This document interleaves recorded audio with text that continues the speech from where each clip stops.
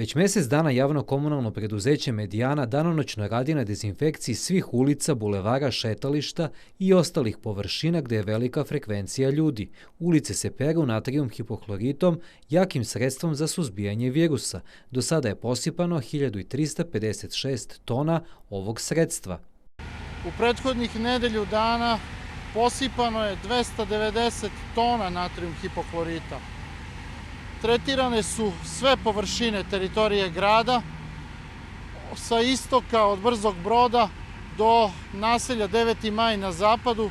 Kompletna površina grada Niša je tretirana tokom ovih 30 dana i potrudili smo se da obezbedimo da sve ulice u gradu, kako veći bulevari, tako i manje ulice, budu dezinfikovane.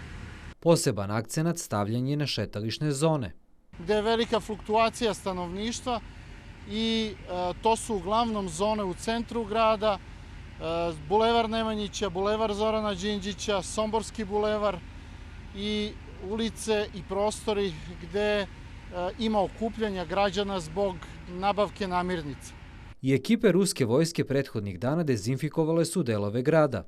Oni su radili dezinfekciju i hale Čair i pojedinih COVID centara i poseban su akcenat stavili na dezinfekciju ulica i površina u gradu. U proteklih mjesec dana 3 puta su oprani svi podzemni kontejneri u gradu, kao i oko 1000 nadzemnih kontejnera.